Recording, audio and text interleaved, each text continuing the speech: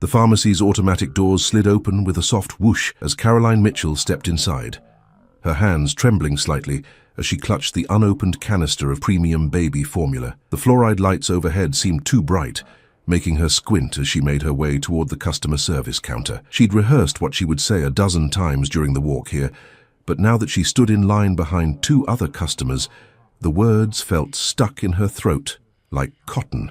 It had been 3 days since she'd bought the formula. 3 days of staring at it on her kitchen counter, knowing she couldn't afford to keep it. The price tag had made her wince when she'd grabbed it in desperation. $68 for a single container. At the time, with little Melissa crying in her arms and her own milk supply failing, she hadn't thought twice. But then the electric bill had arrived, past due and threatening disconnection. The choice between feeding her 6-month-old daughter and keeping the lights on shouldn't have been a choice at all. Yet here she was. Caroline shifted her weight from one worn sneaker to the other, acutely aware of how she must look. Her jeans had a small tear at the knee, not the fashionable kind, but the kind that came from too many washes and not enough money for replacements.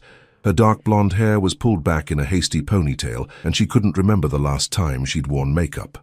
28 years old, and she felt ancient. The woman in front of her finished her transaction and moved away. Caroline approached the counter, her heart hammering against her ribs. "I need to return this," she said quietly, sliding the formula across the counter to the teenage clerk whose name tag read Brandon. Brandon picked up the container, examining it. "Do you have your receipt?" Caroline's stomach dropped. I think I lost it. But I bought it here 3 days ago. It's unopened, I swear, She stopped herself before she could explain further. The shame was already burning her cheeks. She didn't need to advertise her poverty to everyone in earshot. Brandon's expression was sympathetic, but firm. "I'm sorry, ma'am. Store policy requires a receipt for returns. Without it, there's nothing I can do." Caroline felt tears pricking at her eyes. "Please, I really need to return this. I can't—" Her voice cracked. "I made a mistake buying it." "Let me call the manager," Brandon said, reaching for the phone. While she waited, Caroline became aware of the people in line behind her, their impatience palpable in their sighs and shifting feet. She wanted to disappear, to melt into the floor, and never face another human being again. This was what her life had become, begging teenagers to bend the rules so she could return baby formula she desperately needed, but couldn't afford to keep. A man in an expensive charcoal suit stepped up beside her, not behind her in line, but beside her. As if he had every right to skip ahead, Caroline glanced at him, ready to feel annoyed, but the words died on her lips. She knew that face. Every sharp angle, every line. Those piercing blue eyes that had once looked at her with such tenderness. The dark hair, now slightly silver at the temples, perfectly styled. Even after 5 years, even though she'd tried so hard to forget, she knew him instantly. Marcus Ashford, her ex-husband, and one of the wealthiest men in the city.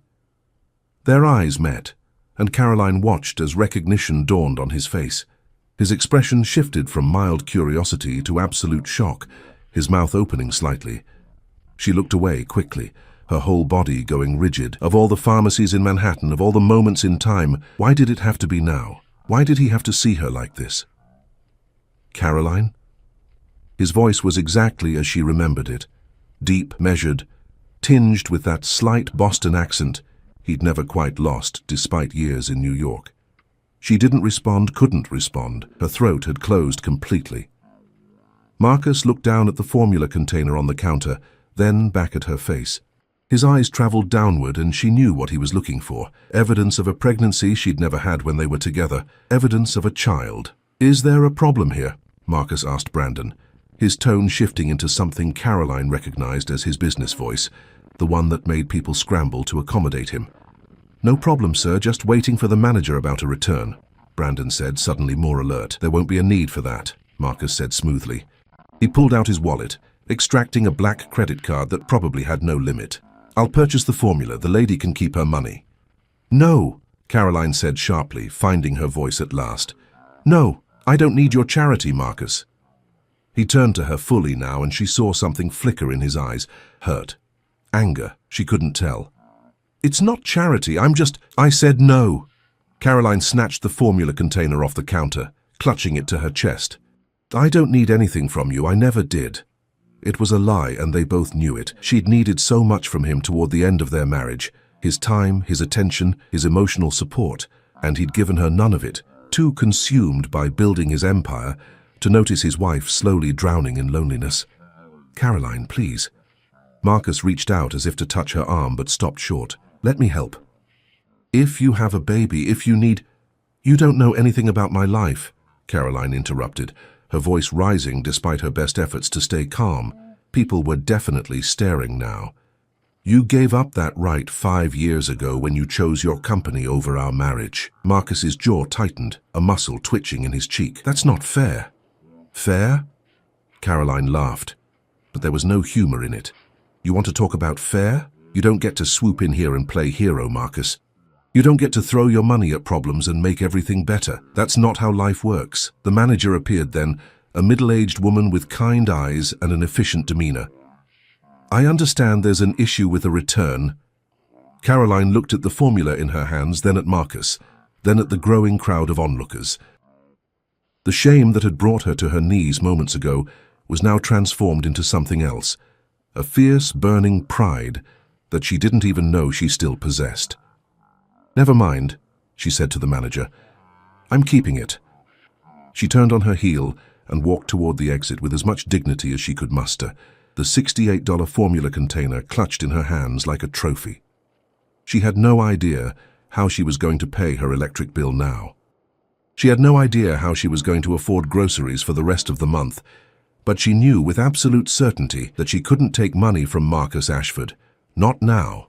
Not ever. Behind her, she heard Marcus call her name, but she didn't stop.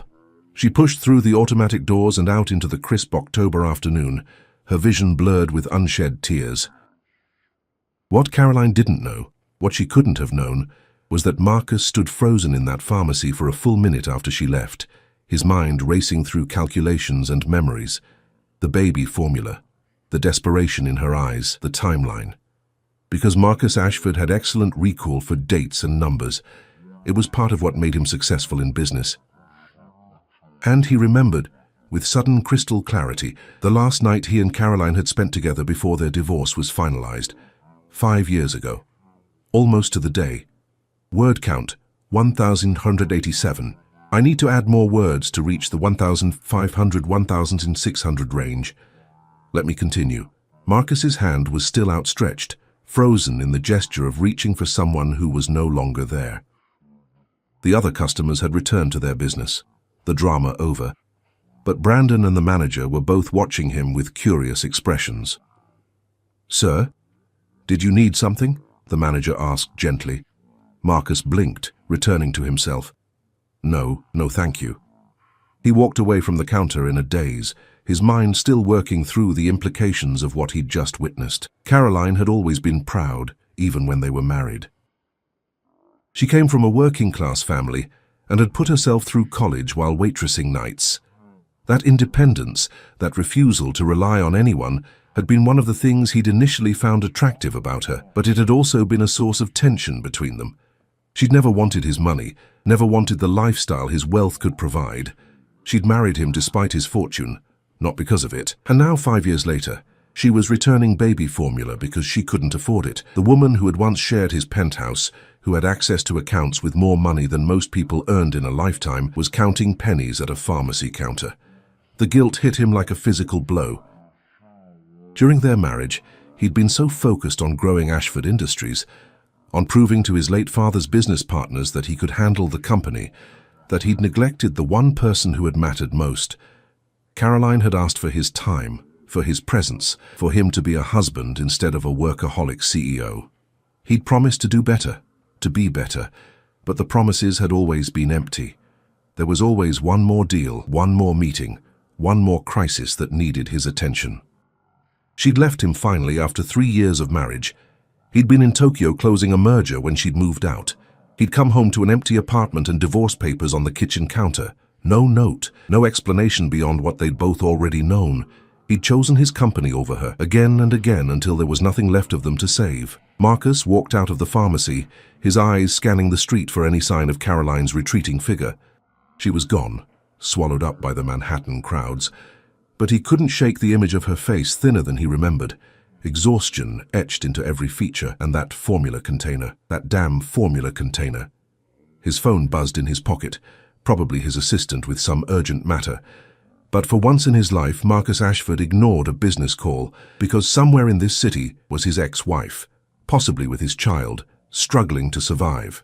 And he intended to find out the truth, no matter what it took. Marcus returned to his office at Ashford Industries, but his mind was anywhere except on the quarterly reports waiting on his mahogany desk. His assistant Patricia, a sharp woman in her 50s who had been with him for over a decade, noticed immediately that something was wrong. "Mr. Ashford?" "The conference call with the Tokyo investors starts in 10 minutes, she reminded him, poking her head through his office door. "Cancel it," Marcus said without looking up from where he stood at the floor-to-ceiling windows overlooking Manhattan. Patricia's eyes widened. Marcus Ashford never cancelled calls with investors.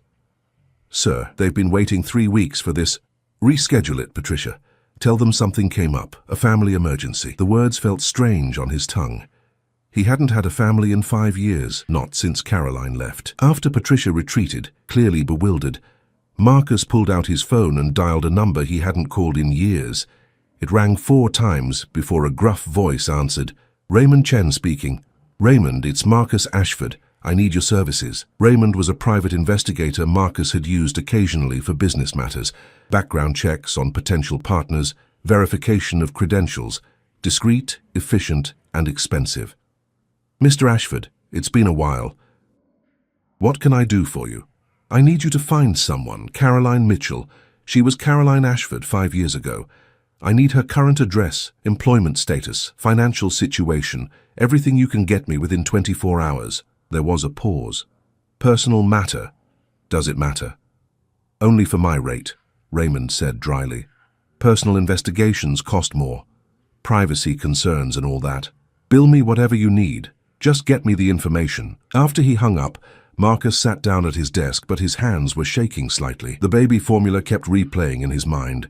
6 months old, perhaps, based on the stage listed on the container, which meant conception would have been approximately 15 months ago. He and Caroline had been divorced for 5 years. The math didn't add up to him being the father. But then why did the sight of her in that pharmacy, desperate and ashamed, feel like someone had reached into his chest and squeezed his heart? The truth was simpler and more painful than biological connection. He still cared about her, perhaps had never stopped caring about her. He'd buried himself in work after the divorce, telling himself it was better this way, that they'd been incompatible, that she was better off without him. But seeing her today had shattered that comfortable fiction. She wasn't better off, and if she'd moved on, found someone else, had a child with them, he should be happy for her.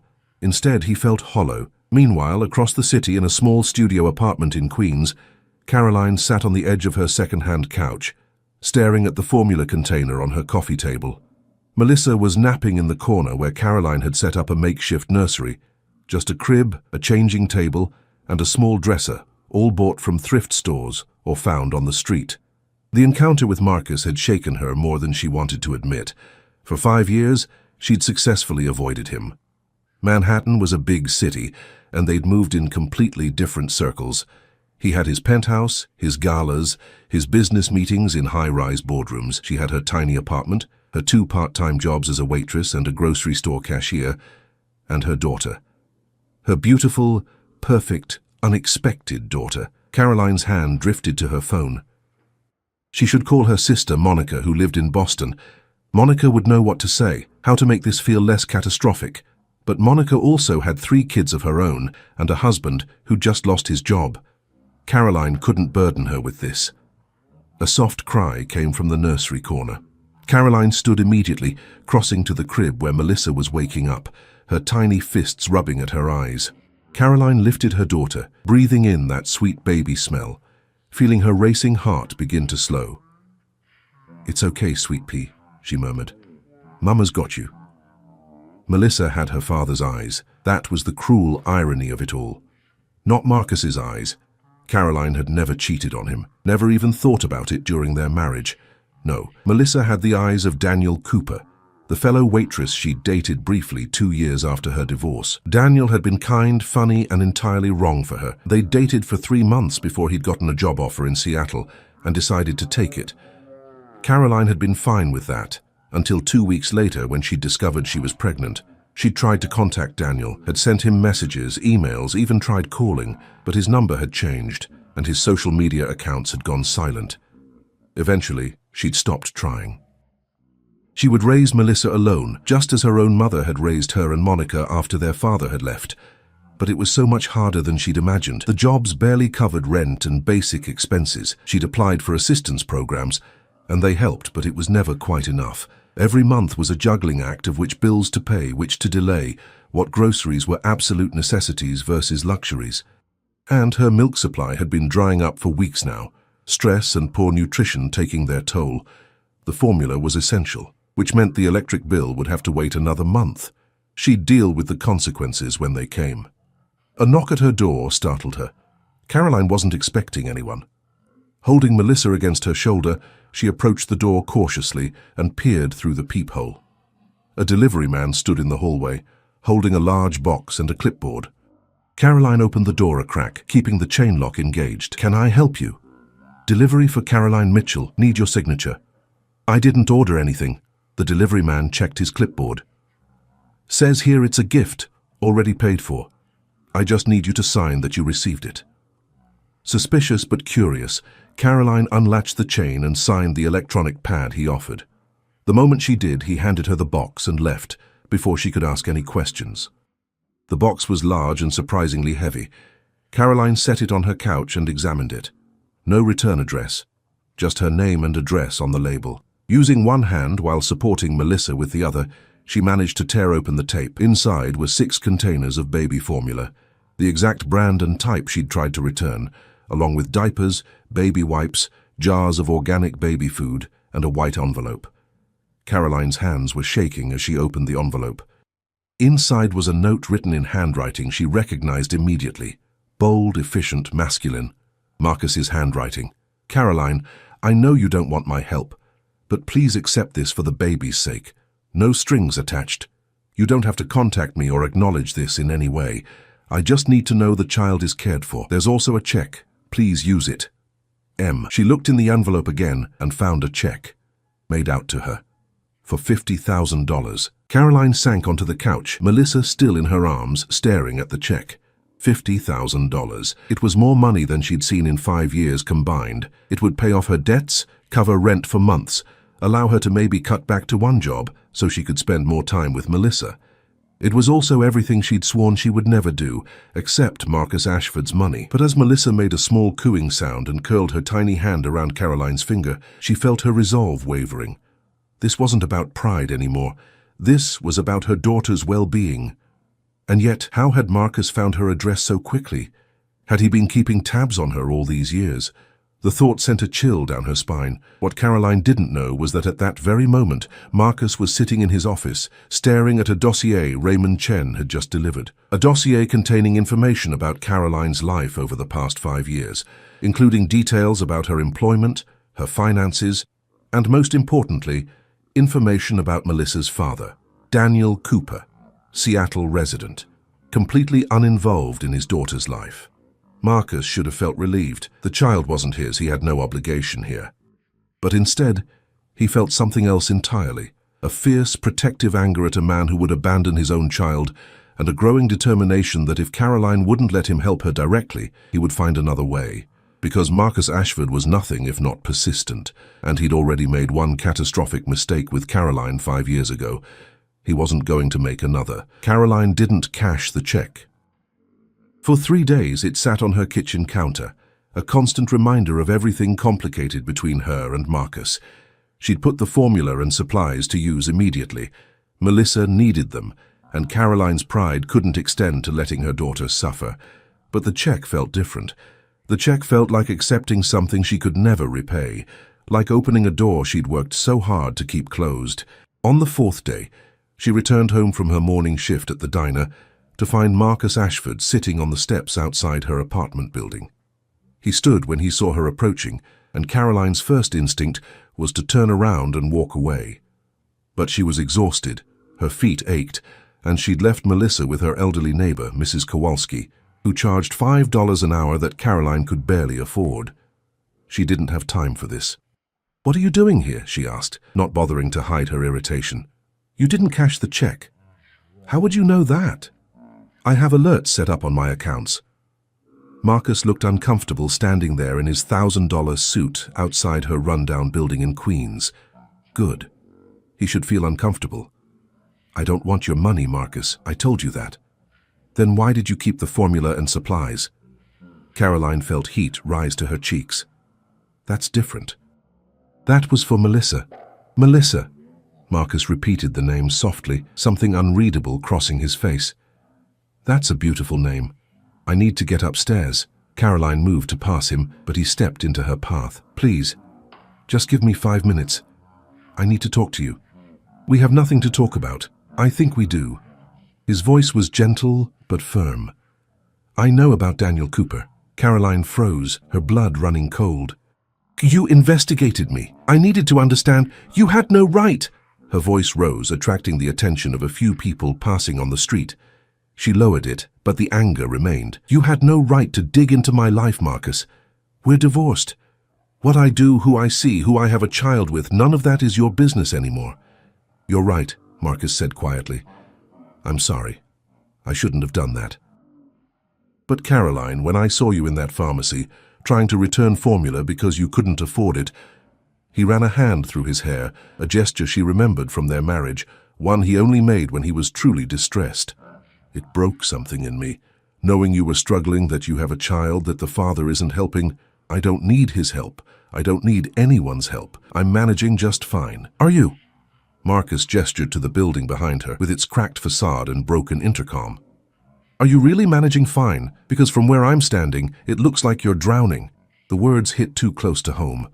Caroline felt tears prick her eyes, but she refused to let them fall. "Get out of my way, Marcus. Come work for me." The statement was so unexpected that Caroline actually laughed. "Excuse me?" "Come work at Ashford Industries.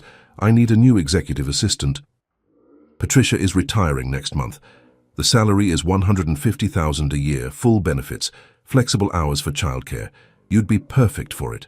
Caroline stared at him as if he'd grown a second head. "You can't be serious." "I'm completely serious. Marcus, I'm a waitress. I don't have any experience. You have a degree in business administration. You were top of your class at NYU. You worked as a marketing coordinator before we got married.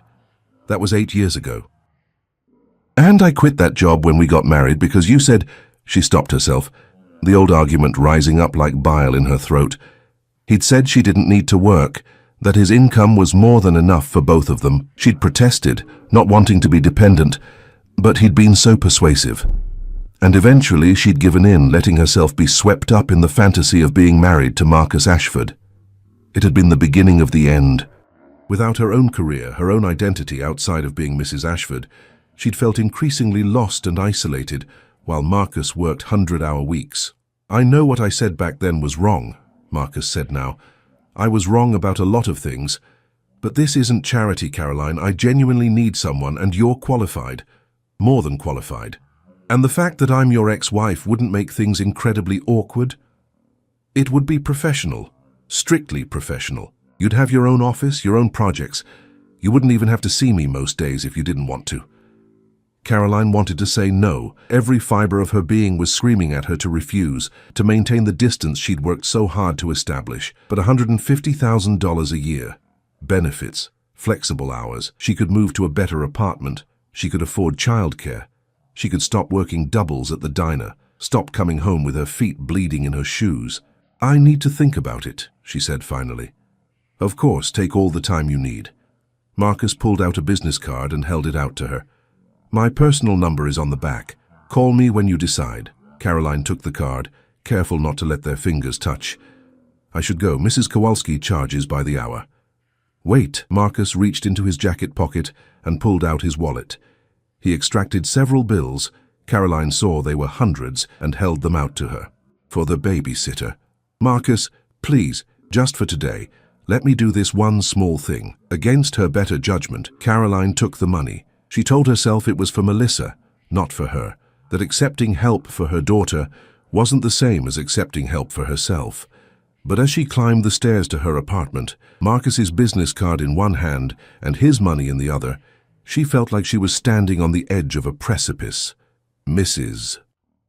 Kowalski, a kind Polish woman in her 70s, was rocking Melissa when Caroline entered. "There's my favorite baby," Caroline cooed, taking her daughter and thanking Mrs. Kowalski profusely while pressing $20 into her hand, more than the $15 she owed. But after the money Marcus had given her, she could afford to be generous for once. After Mrs. Kowalski left, Caroline sat on her couch with Melissa in her lap, looking around her tiny studio. The walls were thin enough that she could hear her neighbors arguing above her. The radiator clanked and hissed, but never provided quite enough heat.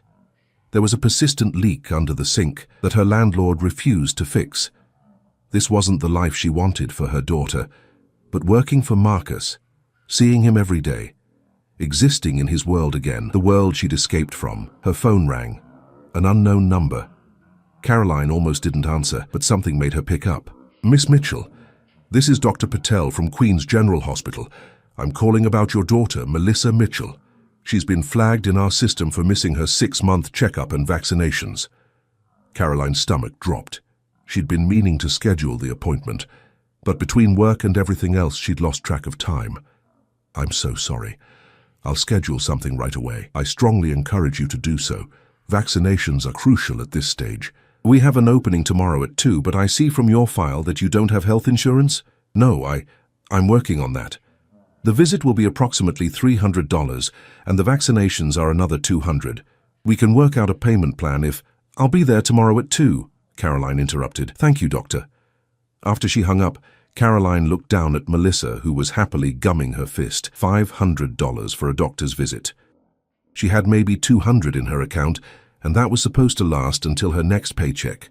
She looked at Marcus's business card on the coffee table, then at the uncashed check, then back at her daughter. The decision, it seemed, had been made for her. Caroline picked up her phone and dialed the number on the back of the card. Marcus answered on the first ring, as if he'd been waiting for her call. "Marcus? It's Caroline." "About that job offer." She took a deep breath, hating herself a little bit even as she said the words. "I accept. When do I start?"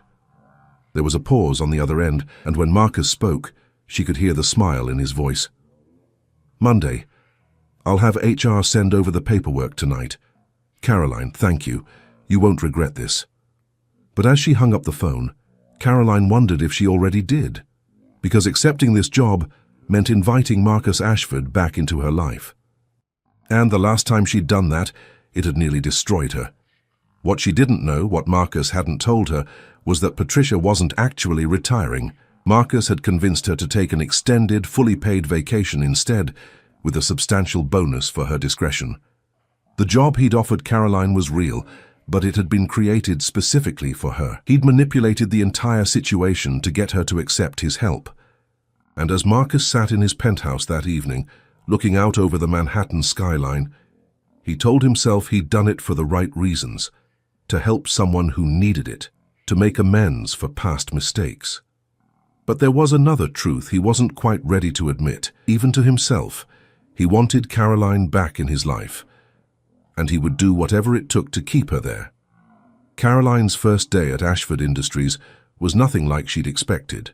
She'd imagined feeling out of place, overwhelmed, perhaps patronized by employees who would see her as the boss's ex-wife charity case. Instead, she was treated with professional courtesy by everyone she met. Her office was spacious and elegant, with a view of the city that took her breath away. The work itself, managing Marcus's schedule, coordinating between departments, handling correspondence, came back to her more easily than she'd anticipated. What surprised her most was Marcus himself. He was different than she remembered, more present, more attentive. During their marriage, he'd been perpetually distracted, his mind always half-focused on the next deal, the next crisis. But now, when they had their daily briefings, he listened completely. He asked about her opinions on company matters and actually implemented her suggestions. He never once mentioned their past or crossed any professional boundaries. By the end of her first month, Caroline had to admit she was enjoying the work. More than that, she was good at it. The The confidence she'd lost during her years of struggling was slowly returning. She'd moved to a better apartment in a safer neighborhood, had hired a wonderful nanny named Jennifer, who came highly recommended, and had even bought herself new clothes that made her feel like a professional again, rather than someone constantly on the verge of collapse. But there was something else happening too, something she tried desperately to ignore. She was remembering why she'd fallen in love with Marcus Ashford in the first place. It happened in small moments. The way he brought her coffee without being asked, remembering exactly how she liked it after all these years. The time he'd noticed she was stressed about finding childcare when Jennifer was sick, and had immediately arranged for the company's backup childcare service, which she hadn't even known existed. The afternoon he'd found her crying in her office after a particularly difficult phone call with her landlord about a rent increase, and had simply sat with her in silence until she'd composed herself, not offering empty platitudes or trying to fix everything with money, just being there. It was dangerous, this growing warmth between them. Caroline knew it, but she couldn't seem to stop it. 3 months into her new job, everything changed. Caroline was working late, finishing a presentation for Marcus's board meeting the next morning. Most of the office had emptied out hours ago. She was so focused on her work that she didn't hear Marcus enter her office until he spoke. "You're still here?" Caroline looked up, startled. Marcus stood in her doorway, his tie loosened, looking as tired as she felt. "Just finishing the quarterly report. I'll have it ready for tomorrow." "Caroline, it's after 9. Go home to Melissa. Jennifer's with her. It's fine, I just need another hour." Marcus walked into her office and gently closed her laptop. "It can wait until morning. You've been working yourself to exhaustion," says the man who practically lives in his office. "That's different." "How?" "Because I don't have a 6-month-old daughter at home." Marcus paused, seeming to realize what he'd said. "I'm sorry. That came out wrong. I just meant you should have balance, the kind of balance I never gave you when we were married." There it was, the first direct reference to their past in 3 months. Caroline looked up at him, and something in his expression made her breath catch. "Marcus, I need to tell you something," he said, sitting down in the chair across from her desk. "Something I should have told you 3 months ago, but I was afraid you'd refuse the job if you knew." Caroline's stomach tightened. "What is it?" "Patricia wasn't retiring. I asked her to take an extended vacation so I could create this position for you. I manipulated the situation because I needed you to accept my help, and I knew you wouldn't if it seemed like charity." The betrayal hit her like cold water. Caroline stood up abruptly. "You lied to me." "I did, and I'm sorry." "But Caroline, I'm not sorry I did it, because these past 3 months..." He stood too, running his hand through his hair in that familiar gesture. "You belong here. You've revolutionized how this office runs. The board has noticed. Everyone has noticed. You're brilliant at this job, and it has nothing to do with our past or my feelings or..." He stopped himself. "Your feelings?" Caroline repeated quietly. Marcus looked at her, and in his eyes she saw everything he wasn't saying. "I never stopped loving you, Caroline. Not for a single day in 5 years. Seeing you in that pharmacy, it was like waking up from a 5-year coma and realizing what an idiot I'd been. I know I don't deserve another chance. I know I destroyed what we had. But I had to tell you the truth, even if it means you walk out that door right now and I never see you again." Caroline felt tears sliding down her cheeks. "You broke my heart, Marcus. You made me feel invisible, like I didn't matter as much as your company, your deals, your success. I know, and I've spent every day of the past 3 months trying to prove to you that I've changed, that I'm not that man anymore." "People don't change, Marcus, not really." "You're wrong." He took a step closer, but not close enough to touch her. "I've been seeing a therapist twice a week for the past year, working through why I couldn't let myself be vulnerable, why I hid behind work instead of facing my marriage. My father died when I was 23 and left me a company I wasn't ready to run, and I spent the next decade trying to prove I was worthy of his legacy. But in doing that, I lost the only thing that actually mattered. I lost you." Caroline wanted to stay angry, wanted to protect herself from the possibility of being hurt again. But she couldn't deny what she'd seen over the past 3 months. Marcus had changed. He left the office at reasonable hours now. He delegated more. He was present in a way he'd never been before. "I don't know if I can trust you again," she said honestly. "Then let me earn it back, however long it takes. I'm not asking you to dive back into a relationship with me. I'm just asking for the chance to prove that I can be the man you deserved the first time around." Before Caroline could respond, her phone rang. Jennifer's name flashed on the screen. Caroline answered immediately, her heart racing. "Caroline, I'm so sorry to bother you, but Melissa has a fever of 103. I've given her infant Tylenol, but it's not coming down. I think you should come home, maybe take her to the emergency room. I'm on my way." Caroline grabbed her purse and coat, her hands shaking. "I'm leaving right now." Marcus was already moving. "I'll drive you. It's faster than a cab." Caroline wanted to argue, but practicality won out. They rushed to the parking garage where Marcus's car, a sleek black Mercedes, was waiting. The drive to Queens took 20 minutes, Marcus weaving through traffic with focused precision, while Caroline tried not to panic. She called Jennifer twice for updates, her worry growing with each passing minute. When they arrived at her apartment, Jennifer met them at the door, holding a crying, feverish Melissa. Caroline took her daughter immediately, feeling the heat radiating from her small body. "Let's go to the hospital," Marcus said firmly. At the emergency room, Caroline filled out paperwork with trembling hands, while Marcus held Melissa, gently rocking her and speaking softly. Watching him with her daughter, Caroline felt something crack open in her chest. He was so careful, so tender, even though Melissa wasn't his child. After what felt like hours but was only 45 minutes, a doctor examined Melissa and determined she had a viral infection that would pass in a few days. Nothing serious, but scary for a first-time mother experiencing her baby's first real fever. The relief Caroline felt was so intense she nearly collapsed. Marcus drove them home, helped Caroline get Melissa settled, and then did something that surprised her. He stayed. Not in a romantic way, but simply as support. He made tea, sat with Caroline through the night as they took turns monitoring Melissa's fever, and never once made her feel like she was an imposition.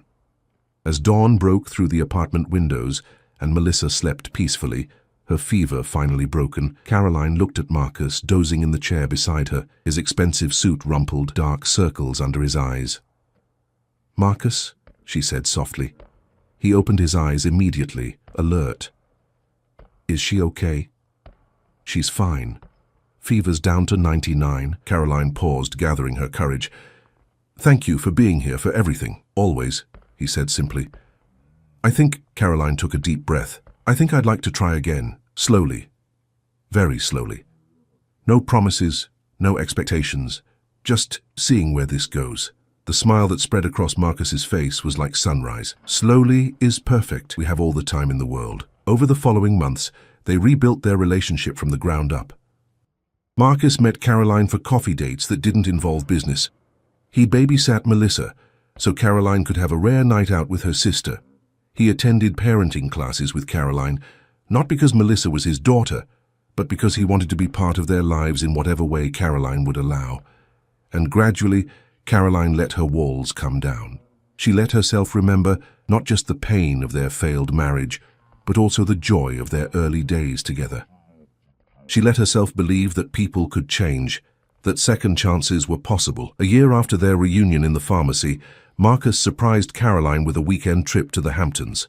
No business, no interruptions, just the three of them, Marcus, Caroline, and Melissa, who was now walking and babbling and completely enamored with the man she called Mark. On their last evening there, as they watched the sunset from the beach with Melissa playing in the sand between them, Marcus turned to Caroline. "I have something to ask you, and I need you to know there's no pressure. Whatever you say, it doesn't change how I feel or our relationship." Caroline's heart began to race. Marcus pulled out a small velvet box, but he didn't open it yet. "5 years ago, I failed you as a husband. I took you for granted, prioritized all the wrong things and lost the most precious thing in my life. I don't want to replace what we had.